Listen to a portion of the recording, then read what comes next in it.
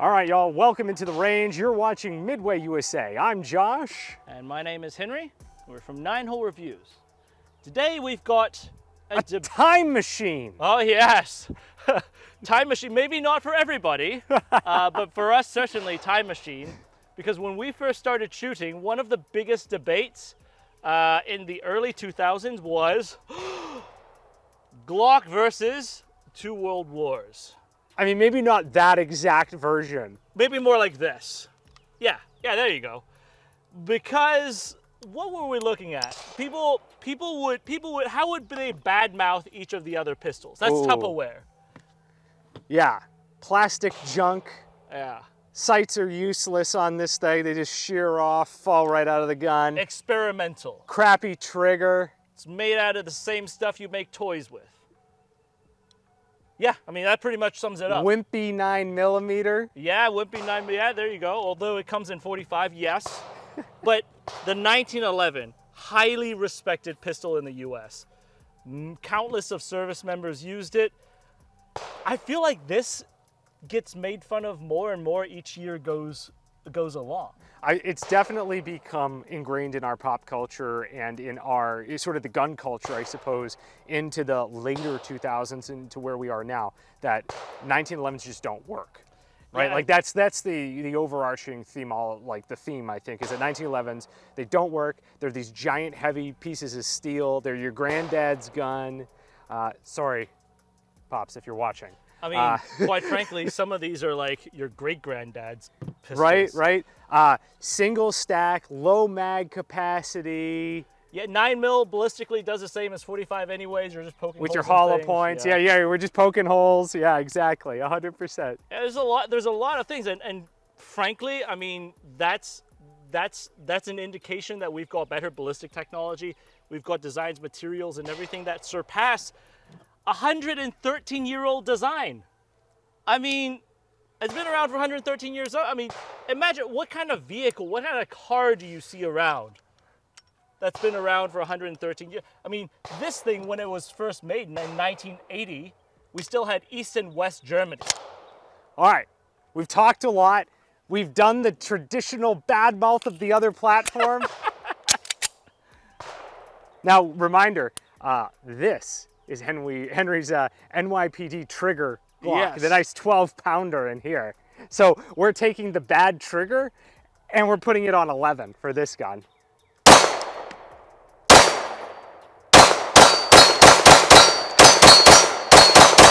All right, I don't know if you caught that. My first few, I'm like, because I'm trying to figure out when the trigger is going to break. Yeah. But as a reminder, Josh, as a competitor, tweaks all of his triggers. But me, as a collector and someone who's enthusiastic about military and law enforcement pistols, I tend to keep my firearms as stock and OEM as possible.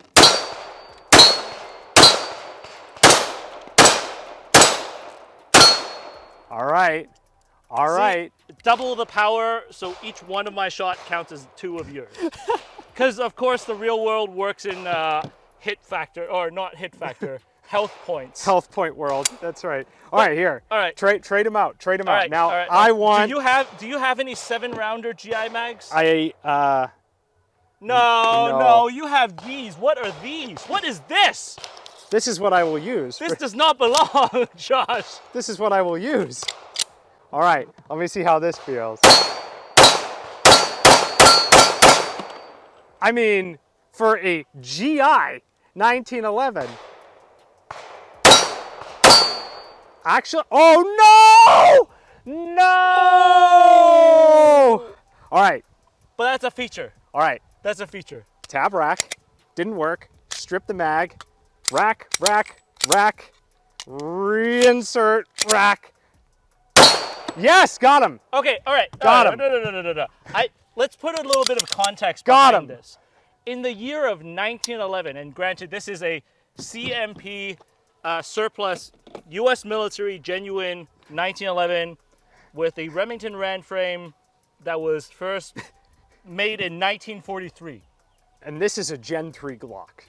Right. Okay, we've got to pause the video for a second because I said the 1911 was first made in 1943. No, This particular Remington Rand 1911, which by the way, Remington Rand was a typewriter company. This Remington Rand was made in 1943. Well, the frame was made in 1943. Remington Rand first started making 1911s in 1942. But of course, the 1911 design spans way before that. In the term 1911, it was adopted in the year 1911. But the design itself actually has origins from the 1890s. So a really old design and definitely a front runner to a lot of slide-based pistol operating systems. Anyways, back to the show. So put this into context though. When you're comparing Glock versus 1911, when the 1911 was made, the Germans were using the P08 Luger. This would be a Luger P08. That was the other or the C96 Broomhandle Mauser. Or this would be a Broomhandle C96. I mean, that's the comparison that this one had back in the day. Yeah. Otherwise, you had the Brits who were using Webley revolvers. And of course, this is the British Webley. All right, let's do the more modern one here Okay. and see how we do. So this is. Let me tell the story. Now we are shooting These are reloads, unfortunately. laxative special here, right? Yeah, unfortunately, we try. Midway is very kind with us, and we work and we end up buying a lot of stuff and testing a lot of stuff on the Midway site. But by virtue, because we end up working a lot of firearms from the late Cold War era, so 45 is actually not very popular with a lot of the items that we work. So we naturally don't stock 45 from the Midway catalog, and we end up buying 45 once every 3 years. Yeah. And the last time we bought this stuff was during COVID, and so we didn't buy the best stuff that was out there. Yeah, look, it's I'm having light strikes on this stuff. Okay, so already we see some of the things. The 1911, to me, back in the day when we started shooting, that was the expert's pistol. You would see range officers strut around with them. You would see competitive shooters use them, whether it was in USPSA or in bullseye shooting.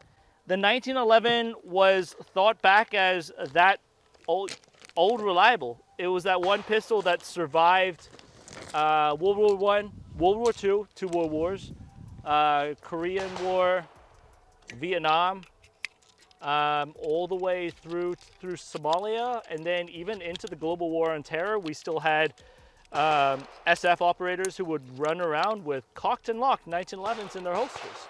In fact, when I was overseas in 2013, I had a colleague who was working with some of the CJTF SOF guys, or SOCOM guys, and yeah, definitely had a couple sergeants majors and master sergeants who were strutting around with cocked and locked 1911s, riced out to the gills too. That was a little better. Yeah. I switched to the other ammo. Ah, okay. But still, like, let's look back at. Can I look forward? Go ahead. And Go ahead. sling some Go ahead. 230 grain. Please proceed, Josh. Yes. Oh no, Henry. Oh no. I think we are demonstrating one of the issues with the 1911 right here. Now you guys could say that like that's not, it shouldn't be doing that, and like this and that. I don't know. We've probably shot maybe 200 rounds out of this earlier today. It's this is a nice 1911. This And Springfield TRP operator. yeah, the Springfield TRP operator is also one of those benchmark 1911s that is one of the best production 1911s on the market.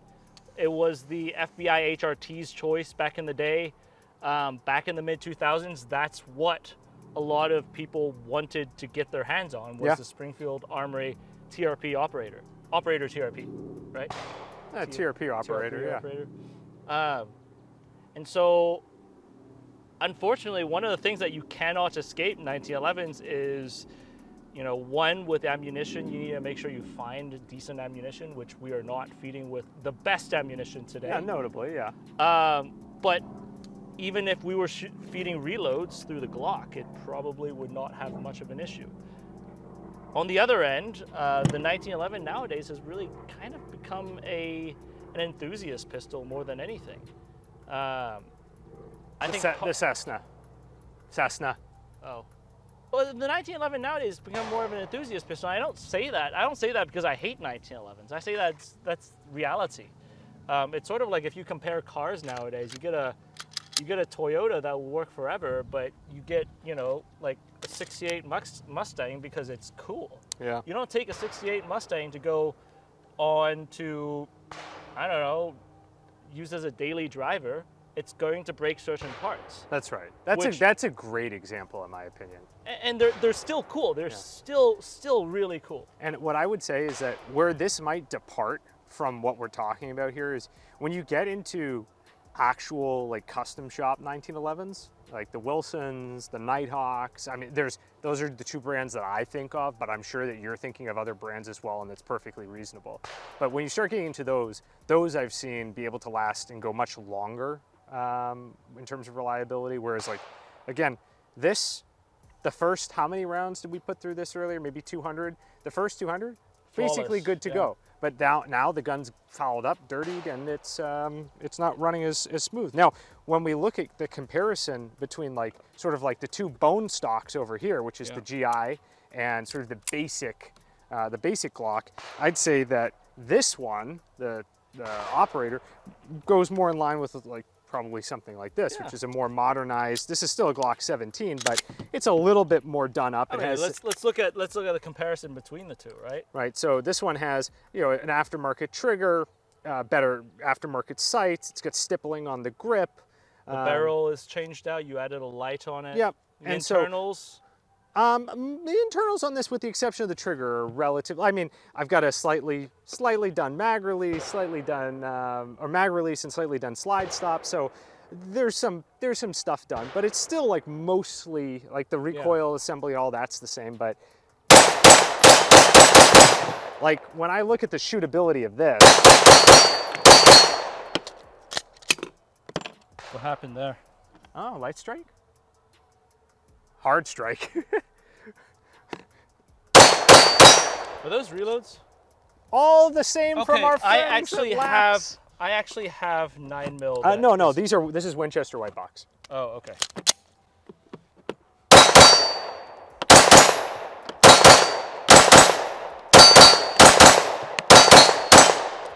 Yeah, so But- Glocks, they work with a certain level of reliability that's difficult for the 1911 to attain. However, the 1911 certainly has a level of historical value, collector's value, a certain mechanical interest that kind of tickles our fancy in a way that the Glock doesn't.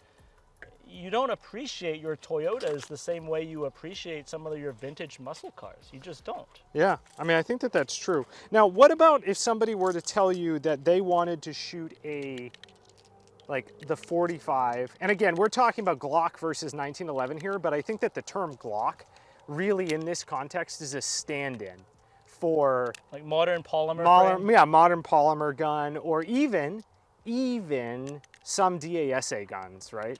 Now, Josh is giving me a nice segue into one of my favorite 45s that I typically have around is my USP 45 Tactical. Now, the USP 45s, they come from, the background is also military. It comes from the Mark 23 program. The Mark 23, of course, is a Navy SEAL pistol, but then H&K took a lot of the development from the Mark 23 and scaled it back down into something that was a little bit more humanly, not so massive. And so then they developed something like USP .45 tactical that is one of the most durable, most reliable double action, single action pistols in the market. And it actually has, let's compare this to what Josh's pistol is. This is a stock pistol minus the light, completely standard, threaded barrel. The internals, this has a match grade trigger in it. It's double action, single action. People from my era appreciate the double action, single actions. So in terms of like the feature set, with the exception of striker fired versus DASA, actually very similar. Very feature similar. set. I would say that the USP, here, I want you to maybe give a couple shots out of this thing. It is loaded, pointed down range.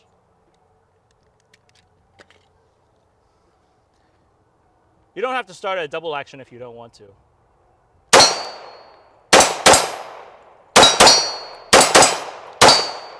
But as a 45, it's a very shootable pistol. Now, even this nowadays, people will say is old. That's how we know that you and I, Josh, are getting up there. We are getting up there. But even nowadays, like back in the 2000s, this was the new. Yeah. This was the hot.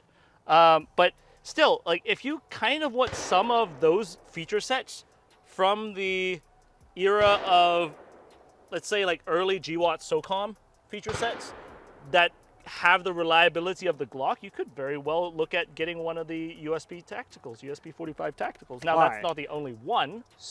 Oh yeah, no, of course, there's a bunch. So, with that said, There are also other options, though, Josh, that we've learned in the last few years that some companies have been working to meld some of the features of the Glock Striker Fire with the 1911. Of course, one of the features that the 1911 is most celebrated for is actually its trigger. It's got a straight line trigger that doesn't have an axis control.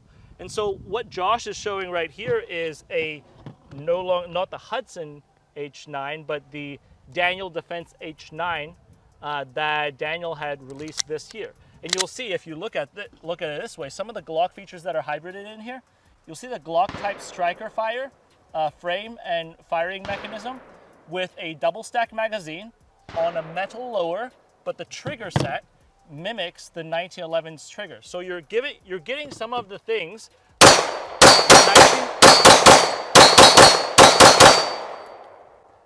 You're getting some of the things like the 1911 type trigger.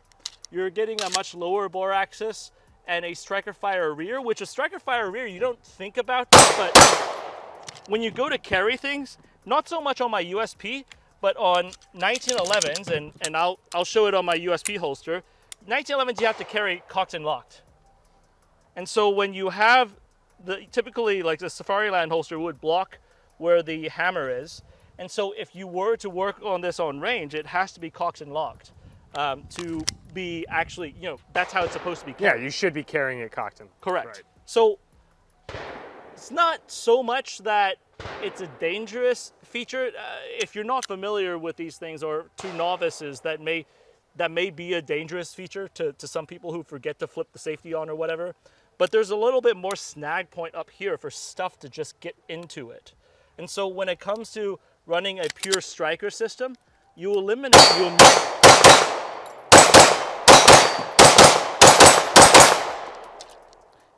a lot of those little features, and you end up with something that's a little bit more rounded and a little bit more refined in that aspect. Well, and I think what's really cool about this gun is, or the Hudson or the H9, whichever version, is it really is the idea of trying to blend, yeah, well, in many cases, the Glock versus the 1911. In a lot of the early interviews, and I met Cy Hudson back in the day too, when he and his wife were designing it.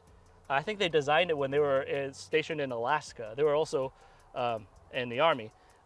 They were firearms enthusiasts who very much enjoyed the 1911, but disliked some of the downsides of the 1911. So one of the things too that you can't see right here, but we could flash on B-roll, is there's a toggle link on the inside. And that's an older design to allow the barrel to tilt down for feeding reliability, but that's also a source of it's a mechanical weak point for it to run out of time to feed at an incorrect angle, it's a source to where it could generate jams.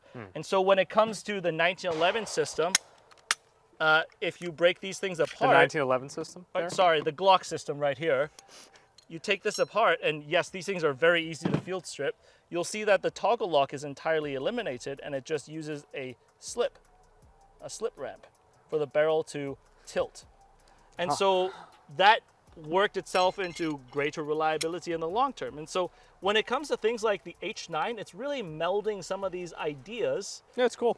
and bringing it back into shooting enthusiasts' hands, people who like 1911s but wanted some more reliability, like a Glock. Yeah. All right. So, what's the bluff on 1911 versus Glock? Is the 1911 obsolete?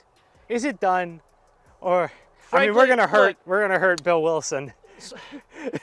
Look, it's easy. I think nowadays it's easy for people to just say, "Oh, this is old and bad," especially with the day of the internet, right? And there's a lot of groupthink on this. But if you think back at it, I personally feel like these things fall into two different boats, because this is 100 years old. Well, almost 100 years older than this.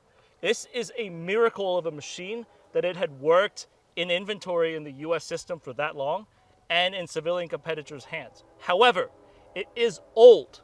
You cannot defy that. It is old. And there are certain newer feature sets built into this that make it more efficient, more of a daily driver of a pistol. Yeah. But it doesn't take away some of the cool factor and some of those things that tickle our fancy as enthusiasts that the 1911 does. And it's okay to like both of them. It's okay to like both of them. It's not. One of you is empirically wrong. And with that, we'll see you guys at the range. 716 is Gillnet 6, 4 Vic, 8 packs, Redcon 1, green to green, how copy, over. 296, this is 716, roger, over. 16, Bill Knight 1 pack, green, over. This is 716, roger, over. 16, Bill Knight 2, 1 Victor, 2 packs, Redcon 1, over.